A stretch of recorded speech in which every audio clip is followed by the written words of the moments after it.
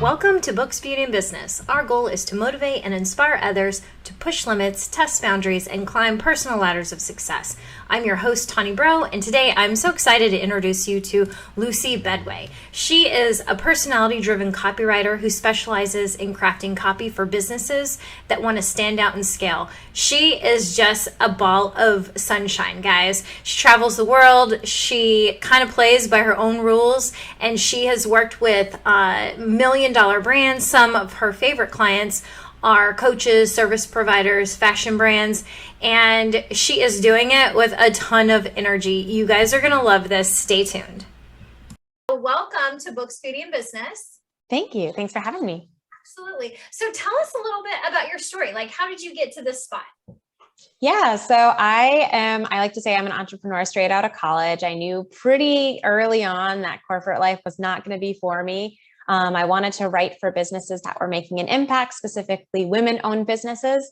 So I kind of started this as an experiment. I was in a pandemic. I had just graduated. I started a Facebook page and sent people my really sketchy portfolio on a Google Doc and started to sign some. Okay, so you knew in college, like, corporate life was not for you. So you were just a natural born, like, I'm going to start doing something different. So kind of start from there for me. Yeah. So I really kind of had a period. I think everyone after college like has no idea what they want to do with their life, but like I super had no idea because I was like, well, I'm not even going to get a job. So I was really kind of starting from zero. Okay. And I kind of went online. I was really interested in starting an online business specifically because I love to travel, and the idea of not being confined to an office just sounded really appealing. So I had kind of dipped my toes in the water. I was like, oh, I'm kind of good at Instagram. I post like decent photos. So I tried being a social media manager and just realized that was so not for me. And then I thought back to the fact that I had been a writer for as long as I can remember. I was writing fiction stories when I was really young, and I was writing for a food magazine for about 5 years. So I decided, you know what, that's obviously the natural path. So let me look into copywriting specifically because I love writing persuasively. And that's kind of how that copywriting was born. That is awesome.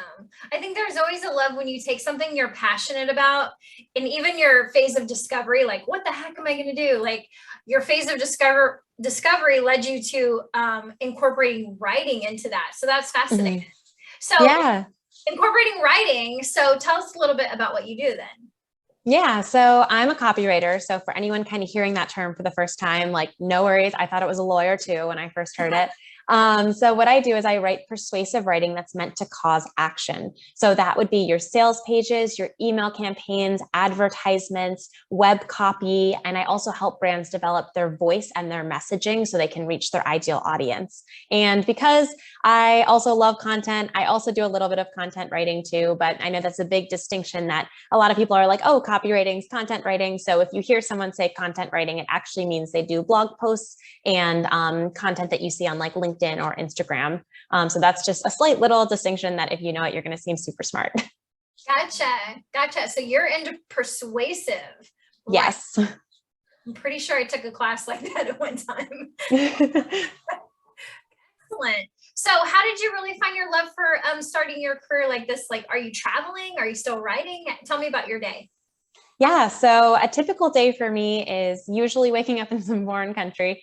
So I was able to kind of make that a reality. And now I work from around the world. The main thing is just finding cities with good Wi-Fi. And I work with a wide variety of clients, really anything from prominent female coaches to international fashion brands to I worked with a really cool bakery that bakes for the royal weddings. So as long as like people are doing really awesome things and it's a project that I think I can add value, I'm totally into it. And bonus points if it's a female in business. That is amazing. Can I ask, where are some like really cool locations you've been able to work from?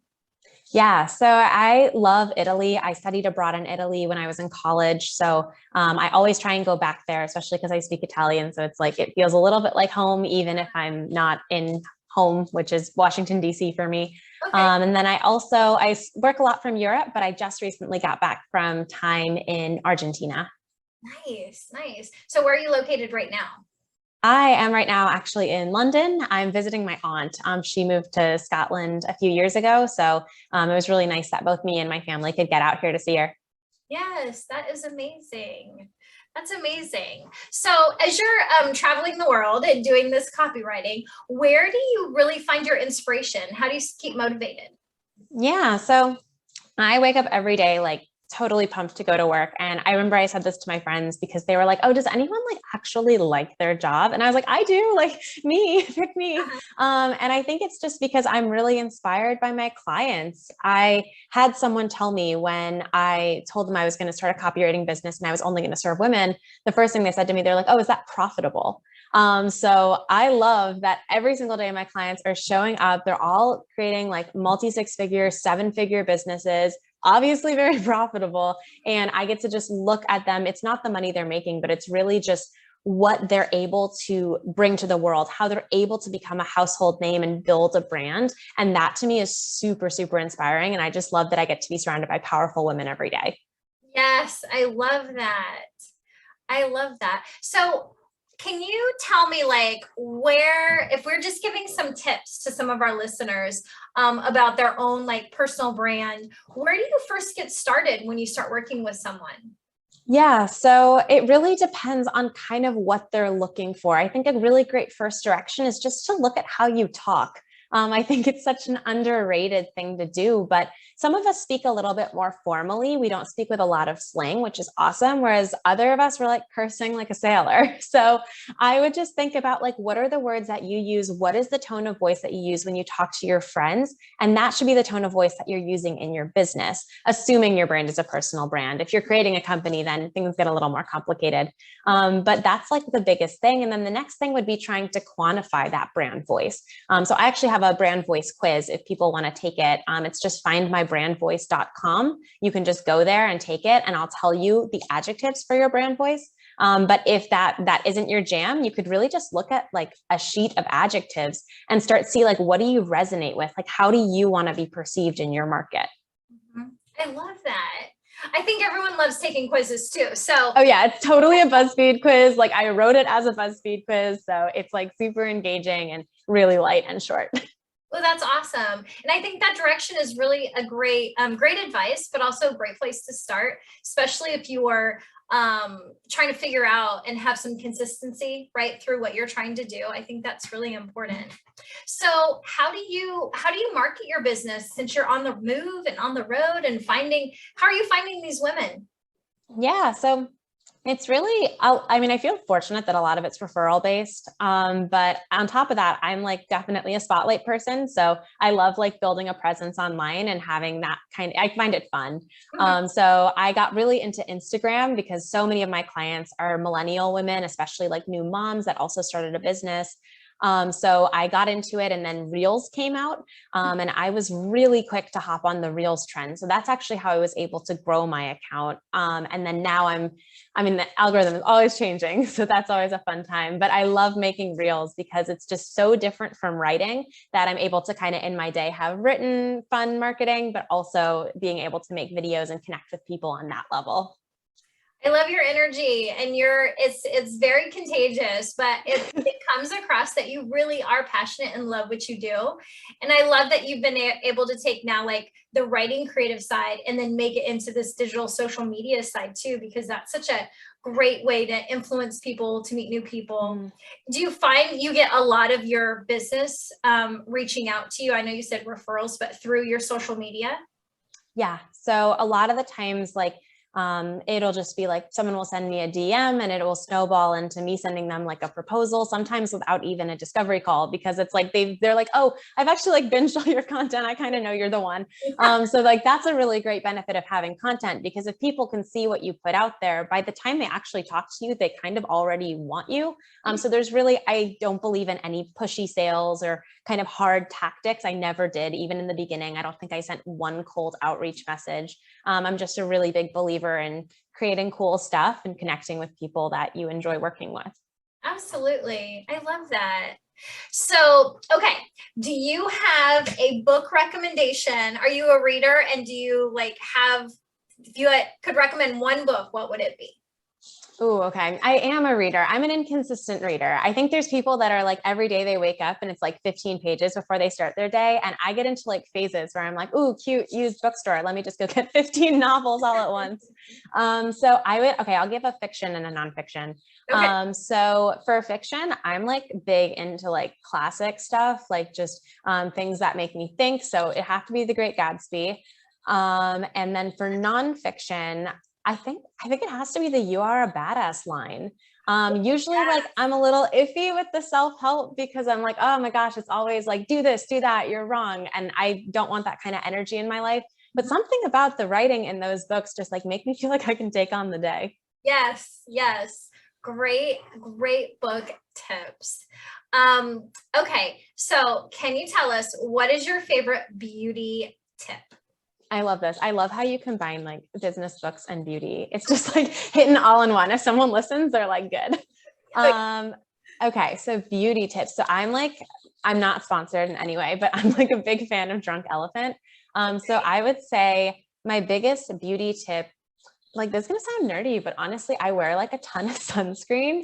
And I think that's my number one thing is just like I read from a dermatologist, actually, this is a tip that I got from Instagram, that a lot of us think like our makeup is just like covers us for SPF because there's SPF in the foundation or in the tinted moisturizer. But I read that for it to be enough, you have to like use the whole bottle of product on your face. So like you can't skip the SPF step, even if your makeup has SPF in it, because it's not enough.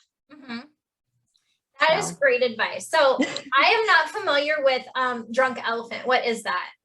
So it is a skincare brand that's like ultra trendy. If you like, the copywriter in me is kind of obsessed because they use so many puns in their email marketing. And I'm like, yes, whoever you hired as a writing, like they need a raise. So it's just a great line. They basically like don't really care if something's natural and or synthetic. They just care that it's based in science and good for skin. And I love that like no BS approach because I feel like we get so much BS in skincare. So I've just kind of started using their products, and I've personally, I know it's different for everyone, but like never had a reaction and noticed results right away. Oh, that's awesome. That's awesome. Yeah.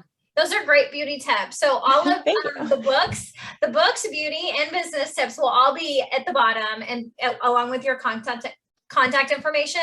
So if anyone does want to check them out or see what it's about, you can go ahead and go to those links. Okay. Awesome. So we as women business owners, right, are so busy, caught up in the day-to-day that sometimes we almost have to remind ourselves to like pause and think and like just relax. So do you have any daily tips for success? Oh, yeah, this is good. I think like when it comes to success, it's really all about your mind. And I think that's something that we're told, but like we shrug off and we're like, oh, that's just like cookie cutter advice. But like it does come down to it because it's so easy to be like, no one's buying in my business or no one's looking at my content or no one's liking my stuff and just like spiral and be like, oh, it must be a slow month. But like the truth is it's just like a quiet hour.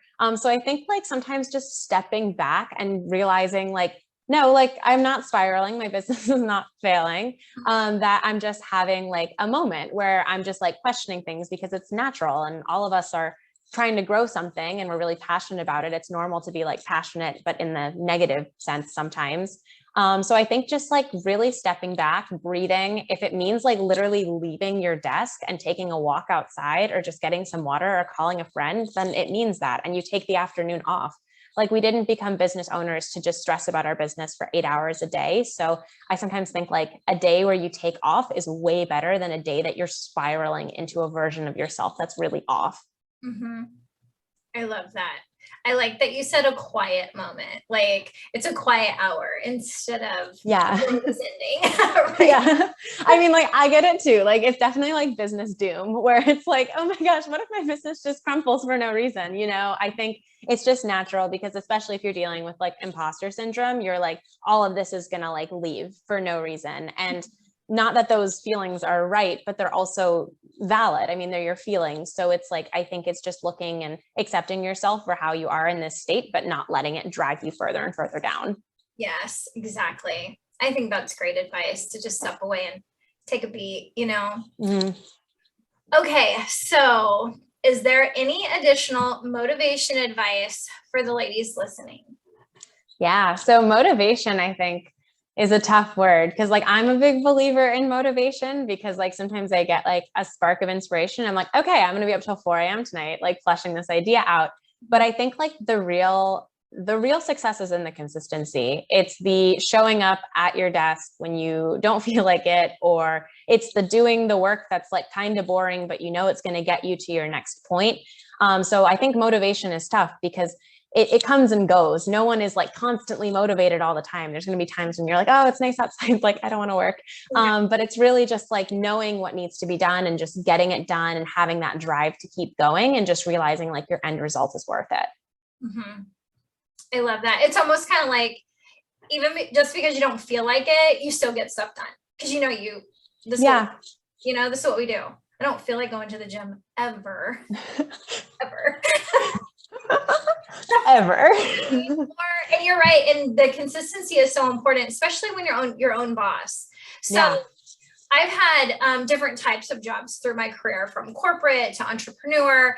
And it is so different when you are your own boss, because you're making up your own deadlines. You're making up your own work ethic, right? Because no one's going to work as hard as you on your business. Nobody. Yeah.